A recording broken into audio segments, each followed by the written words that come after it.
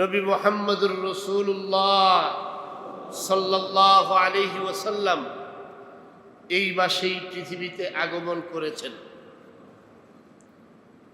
সুতরাং বিশ্ববাসীর জন্য তো বটেই, মুসলমানদের জন্য এই মাসটি অত্যধিক গুরুত্বপূর্ণ একটি মাস। রাসূল আকরাম সাল্লাল্লাহু আলাইহি ওয়াসাল্লামের আগমনের প্রয়োজনীয়তা কেন দেখা দিল?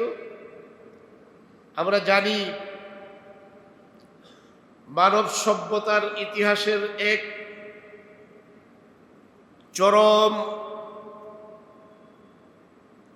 দুর্যোগপূর্ণ একটি কালের নাম হলো আইয়ামে জাহিলিয়াত।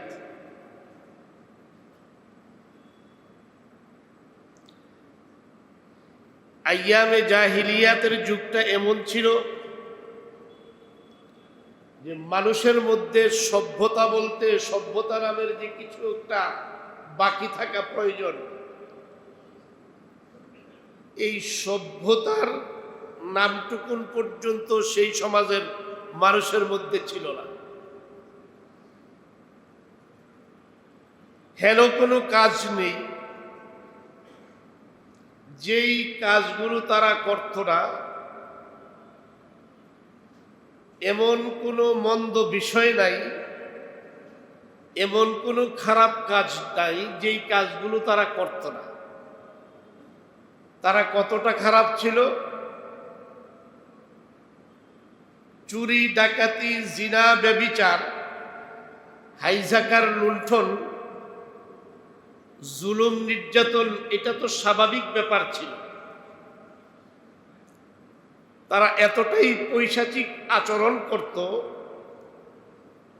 জৈবিক চাহিদা পূরণের জন্য একজন নারীর প্রয়োজন।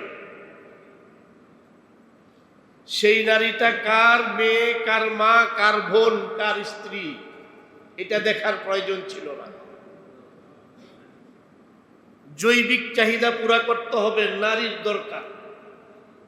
তাহলে মানব সভ্যতা বলতে তাদের চারিত্রিকের অধপতন এতটাই নিচে নেমেছিল যে তারা আর বাজ বিচার করত না, কে আমার মা, কে আমার বোন। যেই নারীটাকে ভোগ করত সে কার স্ত্রী, কার মা, এইটা বিচার বিশ্লেষণ করার মতো বোধোদয়টুকুন তাদের মন ও মগজ থেকে দূর হয়ে চিরতরে বিদায় নিয়েছিল। এমন একটা পরিস্থিতি সেই জমানায় ছিল। শুধু তাই নয়, ইতিহাস তো এমনও প্রমাণ করে যে তারা কতটা পৈশাচিক আচরণ করত যে কোনো নারীকে ভোগ করার পরে সেই নারী যখন গর্ভবতী হয়ে যেত এবং গর্ভের সন্তান যখন 6, 7, 8, 9 মাসের বয়স হতো, তখন তারা নিজেদের বন্ধু বান্ধবদেরকে দাওয়াত করত, পার্টি দিত। সেই পার্টিতে সেই বন্ধু বান্ধবদের আড্ডার মধ্যে গর্ভবতী ওই নারীকে উপস্থিত করা হতো, তাকে বিবস্ত্র করা হতো, জীবন্ত মানুষটাকে তার পেট চিরে তার পেট থেকে সন্তান বের করে এটাকে এক পাশে রেখে দিত। তারা দেখত সন্তান কতটা ছটফট করে মারা যায় আর মা কতটা অসহনীয় যন্ত্রণায় কষ্টে ভুগে মারা যায়। এই চিত্র দেখে দেখে তারা পৈশাচিক অট্ট হাসিতে মেতে উঠত। এটা ছিল তখনকার যুগের চরিত্র।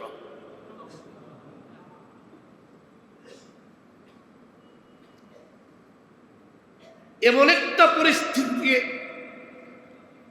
পৃথিবীর এবং মানব সভ্যতা এমন পর্যায়ে পৌঁছে গিয়েছিল যেখান থেকে বের করে আসার আর কোনো তাদের রাস্তাই বাকি ছিল না।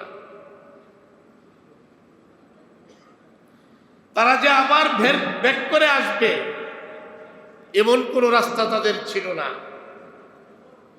প্রয়োজন ছিল হয়তো তাদের ধ্বংস, নতুবা নতুন করে একটা আলোর পথ, নতুন কোনো সম্ভাবনা, নতুন কোনো পথ নির্দেশিকা, যার মাধ্যমে পৃথিবী আবার ঘুরে দাঁড়াবে, মানুষ সভ্য হবে, মানুষ সভ্যতা শিখবে, মানুষ মানুষের মতো করে বাঁচতে জানবে। এমন একটা সভ্যতা, এমন একটা কালচার, এমন একটা দিন, এমন একটা ধর্মের প্রয়োজন ছিল। ঠিক ওই মুহূর্তেই আল্লাহ সুবহানাহু ওয়া তাআলা আমার আপনার প্রিয় আকা জনাবে মুহাম্মদুর রাসূলুল্লাহ সাল্লাল্লাহু আলাইহি ওয়াসাল্লামকে এই বিশ্ববাসীকে বাঁচিয়ে রাখার জন্য, মানুষকে সভ্যতা শেখানোর জন্যে, মানুষকে হেদায়েতের রাস্তা দেখানোর জন্যে, মানুষকে মানুষ বানানোর জন্যে প্রিয় নবী জনাবে মুহাম্মদুর রাসূলুল্লাহ সাল্লাল্লাহু আলাইহি ওয়াসাল্লামকে আল্লাহ পাক পৃথিবীতে প্রেরণ করলেন। সুবহানাল্লাহ। আর ঘোষণা করে দিলেন, ওয়ামা আরসালনাকা ইল্লা রাহমাতাল লিল আলামিন। আল্লাহু আকবার। আল্লাহ রাব্বুল আলামিন ঘোষণা দিয়ে দিলেন, হে বিশ্ববাসী, তোমাদের জন্য আমি আমার প্রিয় হাবিব জনাবে মুহাম্মদুর রাসূলুল্লাহ সাল্লাল্লাহু আলাইহি ওয়াসাল্লামকে রহমত হিসেবে পাঠালাম। তিনি কেমন রহমত? শুধু মানুষের জন্যই রহমত ছিলেন না, সমগ্র সৃষ্টির জন্য রহমত ছিলেন। গাছের জন্য রহমত, মাছের জন্য রহমত, আসমানের জন্য রহমত, জমিনের জন্য রহমত, মানুষের জন্য যেমন রহমত, পশু পাখির জন্য রহমত, এক কথায় গাছগাছালির জন্য রহমত হয়ে আল্লাহর নবী এই ধরাগমনে আগমন করলেন। তাই তো তিনি বলে দিলেন, বিনা প্রয়োজনে অপ্রয়োজনে তোমরা গাছ কর্তন করো না।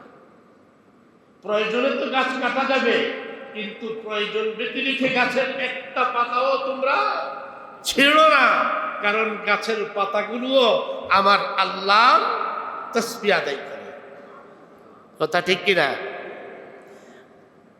ইউসাব্বিহু লিল্লাহি মা ফিস সামাওয়াতি ওয়া মা ফিল আরদ। আল্লাহ জানায় দিলেন, আসমান জমিনের মধ্যে যা কিছু আছে, তোমরা দেখো আর দেখো না, তোমরা বুঝো অথবা বুঝো না, তোমরা শোনো অথবা শোনো না, সব সৃষ্টি আমি আল্লাহর তাসবিহর মধ্যে হার হালতে, হার সময়ে, প্রতিটা মুহূর্তে, প্রতিটা লম্হায় আমি আল্লাহর তাসবিহ তারা আদায় করতেই থাকে। সুবহানাল্লাহ। এই জন্য রাসূল করিম সাল্লাল্লাহু আলাইহি ওয়াসাল্লাম শুধু মানুষের জন্য রহমত ছিলেন, বিষয়টা এমন নয়। তিরমিজি শরীফের হাদিসে আসছে, রাসূল আকরাম সাল্লাল্লাহু আলাইহি ওয়াসাল্লাম একবার কোথাও যাচ্ছেন, পথিমধ্যে একটি উট এসে রাসূল আকরাম সাল্লাল্লাহু আলাইহি ওয়াসাল্লামের পথ আগলে ধরল। সুবহানাল্লাহ বলবেন না? উটটি তার চোখের পানি দরদর করে ছেড়ে দিয়েছে। রাসূল আকরাম সাল্লাল্লাহু আলাইহি ওয়াসাল্লাম বুঝতে পারলেন, উট চিনতে পেরেছে উনি রাহমাতে আলম সাইয়্যিদুল মুরসালিন কাউনাইন নবী মুহাম্মদুর রাসূলুল্লাহ সাল্লাল্লাহু আলাইহি ওয়াসাল্লাম। আমি চিনি নাই, আপনি চিনেন নাই, মানুষ হয়েছি বটে, নবী মুহাম্মদের উম্মত দাবি করি বটে, কিন্তু নবী মুহাম্মদুর রাসূলুল্লাহ সাল্লাল্লাহু আলাইহি ওয়াসাল্লামকে আপনি আমি চিনতে পারি নাই, দাবি করি। ওর চিনতে পেরেছে উনি রাহমাতে আলম। वो नबियों में रहमत लक़ब पाने वाला नबियों में रहमत लक़ब पाने वाला मुरादे गरीबों की बरलाने वाला। তিনি রহমতের নবী। ওর চিনতে পেরেছে, রসুলের সামনে এসে চোখ থেকে দরদর করে পানি ছেড়ে দিয়েছে। ওরটি এত কৃষ্ণকায়, এত শুকনো, তার হাড়গুলো দেখা যাচ্ছে। রসুল বুঝলেন যে ওরটি দিয়ে তার মালিক চাষাবাস করে এবং তাকে সময় মতো খাবার দেয় না। রসুলের কাছে সেই বিচার নিয়ে ওর দাঁড়িয়ে গেছে। হুজুর জিজ্ঞেস করলেন ওটের মালিককে, তাকে খবর দাও। ওটের মালিককে খবর দেওয়া হলো। রসুল বলে দিলেন এই ওট তার চোখের বাসা দিয়ে আমাকে বুঝিয়ে দিল যে তুমি তার যত্ন করো না, তার থেকে কাজ নেও ঠিক, কিন্তু তাকে খাবার দাও না। তার শারীরিক অবস্থা গঠন সেটাই বলে দিচ্ছে। আজ থেকে তুমি এই ওটকে তার সময় মতো খাবার দিবে, তার যত্ন নিবে, তারপরে তুমি তোমার কাজ নিবে। সুবহানাল্লাহ। এই হলো রহমতের নবী। সেই নবীর আলোচনা সারা বছরই আমরা করি। সেই নবীকে আমরা মহব্বত করি, সারা বছর করি, দিনেও মহব্বত করি, রাতেও মহব্বত করি। কিন্তু রবিউল আউয়াল এলে পরে আমাদের মহব্বতের জোয়ারে বাদ ভাঙ্গা ঢেউ উঠে যায়। কথা ঠিক কিনা? সুবহানাল্লাহ, সুবহানাল্লাহ, সুবহানাল্লাহ। রাসূল আকরাম সাল্লাল্লাহু আলাইহি ওয়াসাল্লামকে আল্লাহ পাক এই মানব সভ্যতার জন্যে মানুষকে মানুষ হিসেবে গড়ে তোলার জন্য। আপনি বলবেন হুজুর আমরা তো মানুষ, আবার মানুষ হিসেবে গড়ার অর্থটা কি? হ্যাঁ, আমরা হাতে পায়ের মানুষ। আমাদের দুটো হাত আছে, আমাদের দুটো চক্ষু আছে, আমাদের দুটো কান আছে, আমাদের দুটো পা আছে, আমরা চলতে পারি। আপনি দেখেন এরকম হাতওয়ালা, পাওয়ালা, চক্ষুওয়ালা এবং কানওয়ালা এরকম অনেক প্রাণী এই দুনিয়ার মধ্যে আছে। আছে কি নাই? তাহলে আমাকে মানুষ বানানোর জন্য এসেছেন, অর্থাৎ গুণের মানুষ, চারিত্রিক মানুষ বানানোর জন্যে আল্লাহ রসুল সাল্লাল্লাহু আলাইহি ওয়াসাল্লামকে আল্লাহ পাক পাঠিয়েছেন।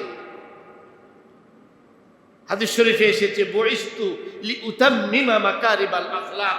আমি তো আল্লাহর পক্ষ থেকে তোমাদের উত্তম আদর্শ, উত্তম চরিত্র, উত্তম আখলাক শিক্ষা দেওয়ার জন্য আমি রসুল তোমাদের মাঝে প্রেরিত হয়েছি। সুবহানাল্লাহ।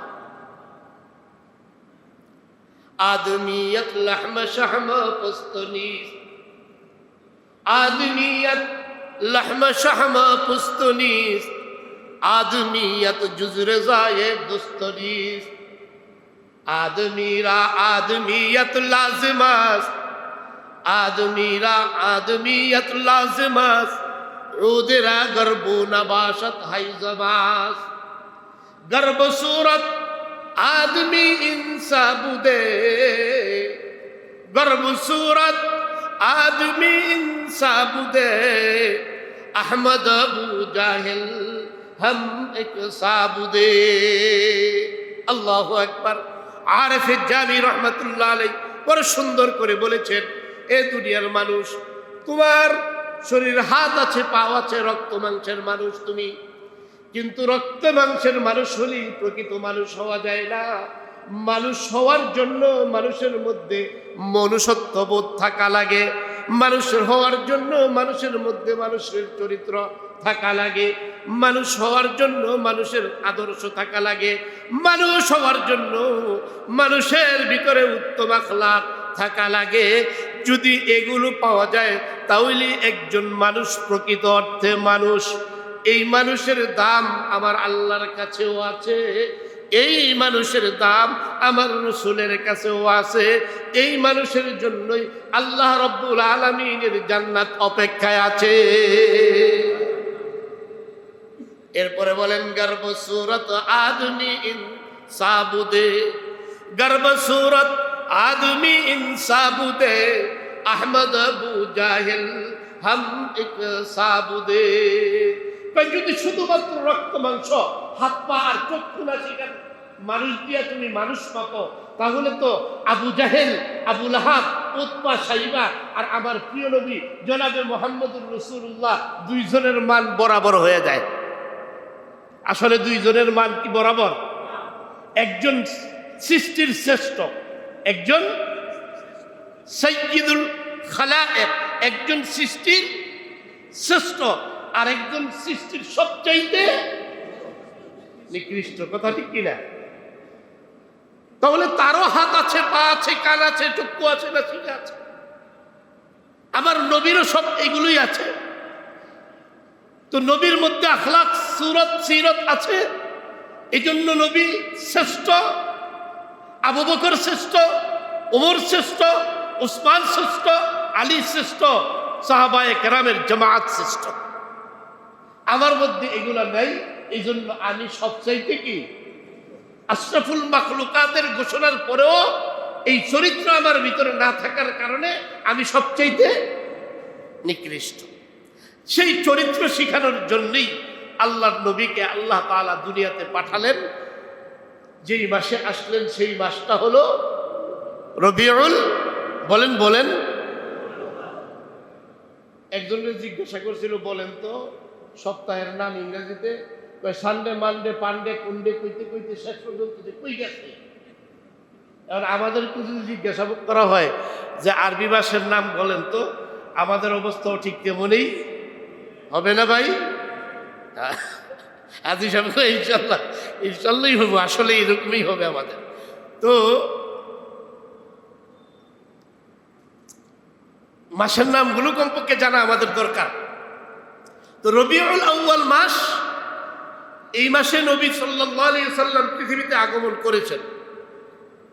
হুজুর সাল্লাল্লাহু আলাইহি ওয়াসাল্লাম রবিউল আউয়াল মাসের কোন দিন আসছেন, কোন তারিখ আসছেন, এটা নিয়ে বিশাল লম্বা কথা আলোচনা, অনেকগুলো তারিখ।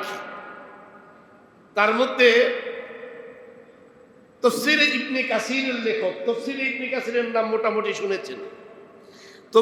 ইবনে কাসিরের লেখক আল্লামা ইবনে কাসির রহমাতুল্লাহ আলাইহি, ওনার একটা ইতিহাসের কিতাব আছে আল বিদায়া ওয়ান নিহায়া। আল বিদায়া ওয়ান নিহায়া, এটা বাংলা হয়েছে। যদি সম্ভব হয়, জীবনে বহু বই পুস্তক আমরা পড়েছি, চেষ্টা করব অন্তত। এটা ইসলামিক ফাউন্ডেশন থেকে প্রকাশিত হয়েছে, বিভিন্ন সংস্থা প্রকাশ করেছে, তবে নির্ভরযোগ্য ইসলামিক ফাউন্ডেশন। আমরা সুযোগ হলে এটা নিয়ে এসে পড়ব, রসুলের জীবনী, রসুলের জন্মের আলোচনা, রসুলের সিরাত সম্পর্কে জানব। কারণ আল্লাহর কাছে যেতে হলে রসুলকে জানতে হবে, ঠিক কিনা? তো রসুলকে না জানলে মানব কিভাবে? সুতরাং রসুলকে আমাদের জানা প্রয়োজন। চেষ্টা করব এই কিতাবটা নিয়ে পড়ার জন্য। তো আল্লামা ইবনে কাসির রহমাতুল্লাহ আলাইহি লিখেছেন, সেখানে আমি দেখলাম প্রায় 6 থেকে 7টা বর্ণনা এই আল বিদায়া ওয়ান নিহায়ার মধ্যে। একটা বর্ণনা হচ্ছে, যে যতগুলো বর্ণনা বলেছেন প্রত্যেকের বর্ণনা কি, এই যে কাপড়ের মধ্যে সুই সুতা দিয়া একেবারে নাম তারিখ সহ মায়েরা, চাচিরা, দাদিরা কি করছে, লিখে রাখছে সুই সুতা দিয়া। এখনকার তো আর সেই যুগ নাই, বুঝলেন না? তার মানে এইটাকে খুব গুরুত্ব দিয়ে রেখেছে। তাহলে আমার মতো মানুষের জন্ম তারিখ যদি এইভাবে লেখা হয়, তো মহামানব মুহাম্মদুর রাসূলুল্লাহ সাল্লাল্লাহু আলাইহি ওয়াসাল্লামের জন্মের তারিখটা কেউ লিখে রাখলো না, এতগুলো বর্ণনা, তার কারণটা কি? একটা বিশাল প্রশ্ন। এই প্রশ্নের প্রথম জবাব তো হলো এই যে আজ থেকে 100 বছর আগের যারা ছিলেন তাদের কাছেও এই জন্মদিন লেখার কোনো কি ছিল না, সংস্কৃতি। তাহলে 1400 বছর আগে থাকার প্রশ্নই নাই, ঠিক তো?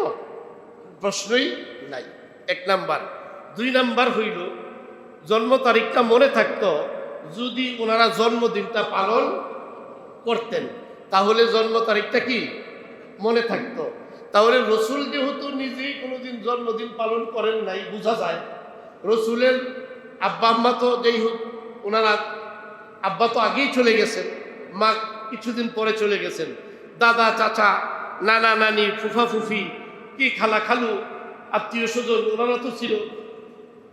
তো ওনারাও তো কোনোদিন রসুলের জন্মদিনটা পালন করতে পারতো, তারিখটা ঠিক রাখতে পারতো, সেটাও ওনারা করলেন না।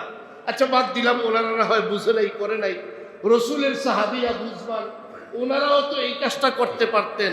ওনারাও রসুলের জন্মদিনটা পালন করে এই তারিখটা ঠিক রাখলেন না। কাজটা কি ঠিক করলেন? কাজটা আসলে ব্যাপার হলো, জন্মদিন পালন বলতে ইসলামী শরীয়তের ভিতরে কোনো সংস্কৃতি বলতে কিছুই, জন্মদিন বলতে মুসলমানদের কোনো দিন। এই দেখেন আওয়াজ কমে গেছে, দেখছেন? কারণ এখন গেলেই নাতি ধরব, দাদা আগামীকাল 22 তারিখ আমার জন্মদিন, কি? তারপরে আব্বু 25 তারিখে আবার জন্মদিন। বাড়িতে গেলে, বাসায় গেলে এখন দাদায় পড়ছে বিপাকে, এদিকটা শুনে গেছে ওয়াজ হুজুরের কাছে জন্মদিন পালন করা যাবে না, ওদিকটা নাতিও আর সারে না, বুঝছেন না? কি করব? বেচারা পড়ছে এক বিপদে। শেষমেশ চিন্তা ভাবনা কইরা, বহু চিন্তা ফিকির কইরা, এইটারে একটু ডাইভার্ট কইরা, বুঝলেন না, কেক কেনার পরিবর্তে উনি এটারে কোনানে আনছে, কয় চল আমরা মসজিদে যাই একটু দোয়া খায়ের করে আসি, বুঝলেন না? আরে এরকম কেস আছে, আসে আসে তো, এই জন্য বলছি। তো যাই হোক, ওইটা একটা রূপ দিচ্ছেন দাদাই, নিজে তো বাঁচতে হবে, বুঝছেন না? আচ্ছা, তাহলে জন্মদিন বলতে ইসলামী শরীয়তের মধ্যে কিছু, এই কথাটা যুবক ভাইরা ভালো করে শোনেন। জীবনে বহু জন্মদিনের কেক কাটছেন, বন্ধুদেরকে নিয়ে, বান্ধবীদেরকে নিয়ে, বেস্ট ফ্রেন্ড গার্লফ্রেন্ড, হ্যাঁ, তারপরে কি জানি কয় আপনার ধার করেন না ফ্রেন্ড, মহল্লার ফ্রেন্ড, পাশের মহল্লার ফ্রেন্ড, যত রকমের ফ্রেন্ড আছে এগুলা নিয়ে, তারপরে আপনার কি হাতের ঝিল গিয়ে, এরপরে সুবাস্তুতে গিয়ে, এরপরে আপনার ওইটার নাম কি বসুন্ধরা, তারপরে বিভিন্ন পার্কে সার্কে গিয়ে, এরপরে কেক কাইটা, হ্যাঁ, নারী পুরুষ মেয়ে ছেলে একসাথে হইয়া কেক কাইটা, আগুন জ্বালাইয়া, এরপরে কি কি জানি বলে একটা দোয়া পড়ে যে, হ্যাঁ, দোয়া, হ্যাপি বার্থডে টু ইউ, বলে কি না?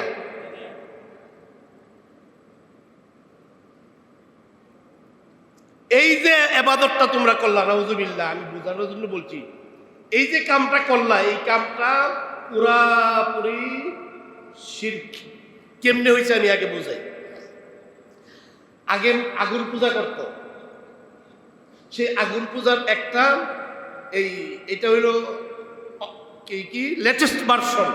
আগুন পূজার কি লেটেস্ট ভার্সন হইল কি, কেকের মাঝখানে কি দেওয়া, চতুর্পাশ দিয়া মোমবাতি জ্বালানো, বুঝতে পেরেছো? তুমি যেইভাবেই করো, যারা এটা শুরু করছে তাদের চিন্তা চেতনা মানসিকতা এইটাই, এর থেকেই তারা শুরু করছে।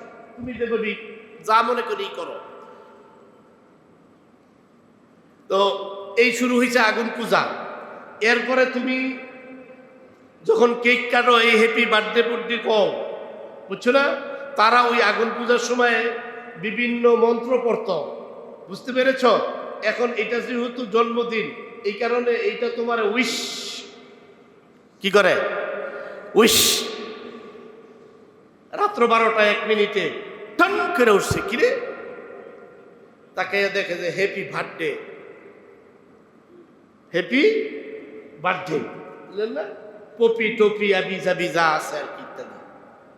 তো এই যে তুমি যা করলা, এই কাজটা সম্পূর্ণ শিরকের সামঞ্জস্য। প্রথম কথা হইল ইসলামী শরীয়তে কি নাই,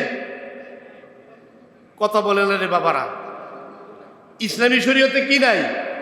সবাই বলেন ইসলামী শরীয়তে জন্মদিন। আপনি মানতে পারেন না পারেন, মুখে স্বীকার করতে পারবেন তো? মুখে স্বীকার করতে পারবেন তো? ইসলামী শরীয়তে জন্মদিন পালন বলতে কোনো সংস্কৃতি, আল্লাহ এটা থেকে বাঁচার তৌফিক দান করেন। আচ্ছা, এইভাবে তুমি কি করতেছ? এই মানে কেক পূজা কইরা খাইয়া টাইয়া, এরপরে একজন আরেকজনের নাকে মুখে শুনে চোখে লাগাইয়া আনন্দ ফুর্তি করলা। এই ফুর্তি করতে গিয়া এই ফুর্তির মধ্যে কত মেয়ে যে ধর্ষিতা হয়েছে, এটার কোনো ইয়াত্তা নাই। হয় কি হয় নাই? এই দেশে আছে? এই দেশেও এরকম ঘটনা ঘটছে। বার্থডে পার্টিতে গেছে, বন্ধু হয়েছে 17টা আর বান্ধবী হয়েছে 3টা। এই বান্ধবীরা, নিচে মেয়েরা যারা আছেন ভালো করে শোনেন, নিচের মেয়েরা ভালো করে শোনেন, আপনি যে 17 পুরুষের সামনে 3 বান্ধবী মিলে গেলেন, এই কেক খাইতে গিয়া কেক চোখে মুখে লাগাইতে দেন না, আবার নাকের মধ্যে লাগাই দেয়, গালের মধ্যে লাগাই দেয়, আনন্দ করে, এটার নাম ফুর্তি। এই আনন্দ ফুর্তি করতে গিয়া যখন ওই 17 পুরুষের পৈশাসিক ভিতরের জানোয়ারটা জেগে ওঠে, ঠিক কিনা, তখন এই 17 জানোয়ার মিল্লা চোখের ইশারা দেয়, চল কামটা সাইরা পালাই। ওই ঠিক কিনা, হয় কিনা, হয়েছে কিনা? তাহলে জন্মদিনের ছিল কি আপনার দৃষ্টিতে একটা সুন্দর, একটা স্মার্ট কালচার, সভ্যতার একটা উত্তম নিদর্শন জন্মদিন। আমরা বন্ধুরা মিলে, বান্ধবীরা মিলে অমুক বন্ধুর অমুক বান্ধবীর জন্মদিন পালন করছি, কেক কাটছি, আনন্দ ফুর্তি উল্লাস করছি। কিন্তু এখানেই এটা থেমে নাই, একটা সময় এটা শেষ পর্যায়ে যাইয়া কোথায় যায়? জিনার মধ্যে যায়।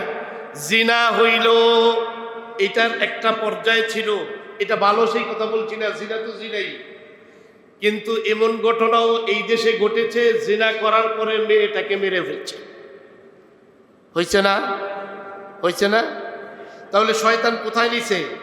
রূপটা কি সুন্দর দিছে, আলোকসজ্জা সাজিয়েছে, সুন্দর বেলুন ফুটিয়েছে, একেবারে মোমবাতি দিয়ে, তারপরে জরির কাগজ লাগাইয়া, সুন্দর দামি দামি গিফট নিয়া, বন্ধু বান্ধবরা সব একসাথে হইয়া এরপরে কেক কাটা শুরু হইছে। দেখতে বড় চমৎকার, শয়তান চোখের মধ্যে বড় চমৎকৃত করে দিছে, আকর্ষণীয় করে দিছে, বড় স্মার্ট এবং আকর্ষণীয় এক সংস্কৃতি তুলে ধরেছে।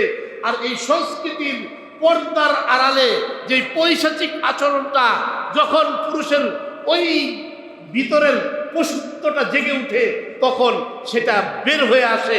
আর যখন বের হয়ে আসে তখনই সেটার শেষ পরিণতি হয় একটা মানুষ, জীবন্ত মানুষ জায়গায় শেষ হয়ে যায়। আর এই 17টা জেলের কয়েদি হইয়া সারা জিন্দিগি ভরপুর জীবন ধ্বংস করে দেয়। কথা ঠিক কিনা? এই জন্য আজ থেকে আমরা নিয়ত করব, জিন্দিগিতে যতদিন বেঁচে থাকি খ্রিস্টানদের এই অপসংস্কৃতি, জন্মদিন নামক অপসংস্কৃতি, যেটা মুসলমানদের সাথে কোনো সম্পর্কই নেই, এটার দ্বারে কাছেও আমরা যাব না ইনশাআল্লাহ। আল্লাহ তৌফিক দান করেন। শুরু হইল কোত্থেকে আসেন? এবার এটা শুরু হইল, জন্মদিন পালনটা শুরু হইল কোত্থেকে আসেন? জন্মদিন শুরু হইল, ইরাকে একটা শহর আছে মুসেল। ইরাক যখন যুদ্ধ লাগছিল সাদ্দামের দেশে, মনে আছে না আপনাদের, সেই 90-এর দশকে, মুসেল শহর, এই 604 খ্রিস্টাব্দে মুসেল শহরের বাদশা ছিল বাদশা মুজাফফর। এই বেটার মাথার ভিতরে ভূত চাপছে। বেটা ইতিহাস পড়ে দেখছে যে খ্রিস্টানরা ঈসা আলাইহিস সালামের জন্মদিন পালন করত। খ্রিস্টানরা কি করত? ঈসা আলাইহিস সালামের জন্মদিন পালন করত। এই বেটা শুরু করছে, ঈসা আলাইহিস সালামের মতো নবীর জন্মদিন যদি ওনার অনুসারীরা করতে পারে, তাহলে আমাদের নবী তো বিশাল ব্যাপার, তাই না? তাহলে আমাদের নবীর জন্মদিন পালন করবো না? এই বেটা রাজকীয় মানে ফরমান জারি করে, রাষ্ট্রের পয়সা খরচ করে, অপচয় করে, যদিও আমাদের দেশে এগুলো আলহামদুলিল্লাহ হয়তোই না, আগেও হয়তোই নাই, সেই 604 খ্রিস্টাব্দে এটা হয়েছে, বুঝছেন তো, জন্মদিন। এই বেড়া কি করছে, রাষ্ট্রের পয়সা খরচ করে রসুল সাল্লাল্লাহু সাল্লামের নামে একটা জন্মদিন অনুষ্ঠান করছে। শুধু এখানেই খেলত না, সাথে সাথে আবার কি আপনার রসুল সাল্লাল্লাহু সাল্লামের মারহাবা, স্বাগতম, হে নবী, এইগুলা কইয়া একটা বিশাল রেলিও কি বাইর করছে। ওই যে শুরু হয়েছে, এইটা পর্যায়ক্রমে আস্তে আস্তে আমাদের বাংলাদেশেও আসছে, এখন সারা দুনিয়াও কি এটা চলমান রয়েছে। তো শুরু হয়েছে সেই 604 খ্রিস্টাব্দে। এর আগে 600-র আগে, আজ থেকে যদি 1500 বছর হয়, 1400 বছর এর বেশি, বর্তমানে 1500-র কাছাকাছি 1400 বছর যদি হয়, তাহলে 1400 থেকে 600 বছর বাদ দেন, থাকে কত? তাহলে এর আগে 800 বছরের দুনিয়াতে তো মানুষ ছিল না, আসছিল কি? আমাদের সে ভালো না মন্দ? আর কথা বললেন, আমাদের সে ভালো না মন্দ? যত উপরের দিকে যাইবেন, ওই পিছনের দিকে যাইবেন, তত আমাদের সে ভালো মানুষ ছিল, কারণ তখন অত গুনাহের কি ছিল না। হ্যাঁ, এটা নবী মুহাম্মদুর রাসূলুল্লাহ সাল্লাল্লাহু আলাইহি ওয়াসাল্লামের যুগ পর্যন্ত যায়, এরপরে বাইরে গেলে আবার কি সমস্যা, কারণ আইয়ামে জাহিলিয়াত। হ্যাঁ, এই বিগত 800 বছরের যেই লোকগুলা ছিল পৃথিবীতে, তারা আপনার চেয়ে আমার চেয়ে অনেক ভালো মুসলমান ছিল, ঠিক না? অনেক ভালো মুসলমান ছিল। আচ্ছা, এই অনেক ভালো মুসলমানদের মধ্যে একটা জামাত ছিল, কারা? সাহাবায়ে কেরামের জামাত, যারা রসুলকে নিজের জীবন দিয়ে দেওয়ার জন্য বিন্দু পরিমাণ কুণ্ঠাবোধ করে নাই।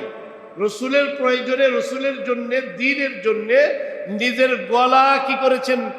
কেটে দিয়েছেন। এমন মানুষের অভাব নাই, অনেক পাবেন আপনি ইতিহাস তালাশ করলে। সেই মানুষগুলো রসুল সাল্লাল্লাহু আলাইহি সাল্লামের জন্মদিন পালন করলো না, যারা রসুলকে এত মহব্বত করেন। আচ্ছা, ওনারা করলো না, নাউজুবিল্লাহ, ওনারা ভুল করছে। আচ্ছা, ওনাদের পরে ওনারা করলো না, তাবেঈন। আচ্ছা, ওনারাও ভুল করছে, তাদের পরে তাবেঈন, তারাও করলো না। এই বিগত 800 বছরের মানুষরা কেউ রসুলের জন্মদিন পালন করলো না। এই 600 বছর, মানে 604 খ্রিস্টাব্দে এই বাদশাহ মুজাফফর, এই বেটা ভিতরে মোহাব্বত এমন উতলায় উঠছে যে এই বেটা রসুলের জন্মদিন পালন শুরু করছে। কার অনুকরণে? ওয়াজ বুঝে নেই, কার অনুকরণে? ওই ঈসা আলাইহিস সালামের, খ্রিস্টানরা জন্মদিন পালন করে ঈসা আলাইহিস সালামের, সেই খ্রিস্টানদের অনুকরণে আজকেও যদি কেউ জন্মদিন পালন করে, অনুকরণ মুহাম্মদুর রাসূলুল্লাহর হবে না খ্রিস্টানদের হবে? বুঝতে পেরেছেন? বুঝতে পেরেছেন? বুঝতে পারলে এখানেই থাক, কথা ঠিক। যারা এই কাজগুলো করেন, এখনো করেন, এই জন্মদিনের নামে দেখেন আমাদের দেশে র্যালি বের হয়, জশ্নে জুলুসে মুহাম্মদুর রাসূলুল্লাহ সাল্লাল্লাহু আলাইহি সাল্লাম সাইনবোর্ড লাগাইয়া এরপরে কি বিশাল মিছিল হইতেছে। এই মিছিল রসুলের আম্মা বলেন, ও পৃথিবীর মানুষেরা শোনো, রসুলের জন্মটা কেমন ভাবে হয়েছে।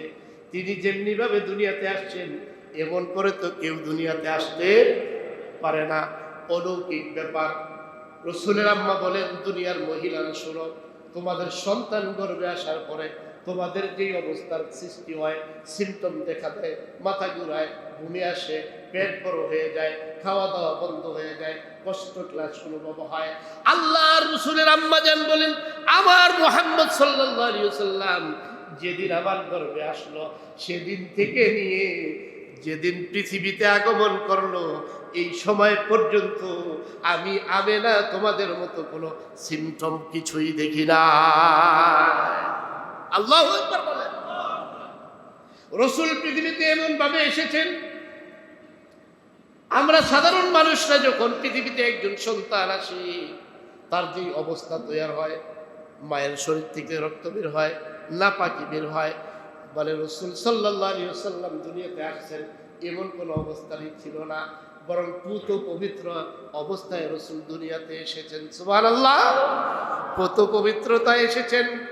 ওই যে প্রসব বেদনা বলতে যা বুঝায়, রসুলের আম্মা আমেনা তিনি বলেন, আমার সন্তান মুহাম্মদ পৃথিবীতে এসেছে আমি মোটেই টের করতে পারি নাই। সুবহানাল্লাহ। এসে রসুল কি অবস্থায় পড়ছেন? ঐতিহাসিকদের এক বর্ণনা মতে রসুল পৃথিবীতে আসার পরে এমন অবস্থায় জমিনের মধ্যে পড়েছেন যে রসুল সাল্লাল্লাহু আলাইহি ওয়াসাল্লাম সিজদা অবনত হয়ে গিয়েছেন। সুবহানাল্লাহ। কি বুঝাইলেন? নামাজ, নামাজ, সালাত, as-সালাত, as-সালাত।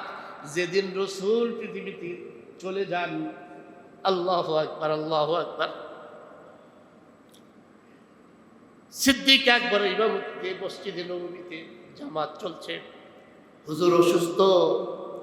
আম্মা জান আয়েশাকে বললেন, আয়েশা রে, আমার মাথাটা একটু উঁচু করে ধরো, আমি দেখতে চাই যেই নামাজ প্রতিষ্ঠার জন্য আমি পৃথিবীতে এসেছিলাম, আজকে আবু বকরের ইমামতিতে ওই জামাত প্রতিষ্ঠিত হয়েছে। এই জামাত দেখে আমি আমার চক্ষুটা শীতল করতে চাই। সুবহানাল্লাহ, সুবহানাল্লাহ। আম্মা জান আয়েশা রসুলের মাথা মোবারক উঁচু করে ধরলেন। আল্লাহ রসুল খিড়কি দিয়ে, জানালা দিয়ে দেখলেন হযরত আবু বকর ইমামতি করতেছেন।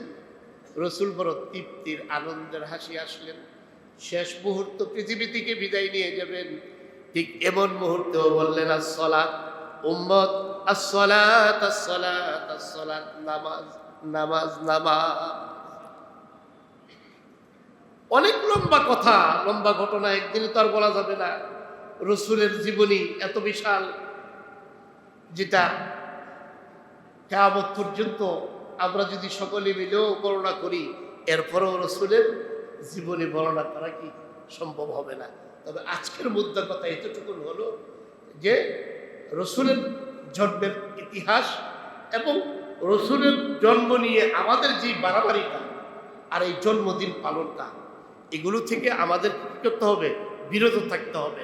হ্যাঁ, একটা বর্ণনা পাওয়া যায়, রসুল সাল্লাল্লাহু আলাইহি সাল্লাম একটা আমল করতেন, প্রতি সপ্তাহে সোমবার আর বৃহস্পতিবার কি রাখতেন? রোজা রাখতেন। জিজ্ঞাসা করা হইল, ইয়া রাসূলুল্লাহ, কি কারণে রোজা রাখেন? হুজুর দুইটা কারণ বলছেন। একটা কারণ হইল যে আল্লাহ তাআলা আমাকে, এই যে সোমবার দিন আমি জন্মগ্রহণ করলাম, আল্লাহ তাআলা আমাকে সোমবার দিন নবুয়ত দান করছেন, আর পৃথিবীতে আমি সোমবার দিন এসেছি, এই কারণে আমি সোমবার এবং বৃহস্পতিবার রোজা রাখি। 2 নম্বর আরেকটা বর্ণনা পাওয়া যায়, সোমবার এবং বৃহস্পতিবার আল্লাহ তাআলার কাছে বান্দার আমলনামা পৌঁছানো হয়।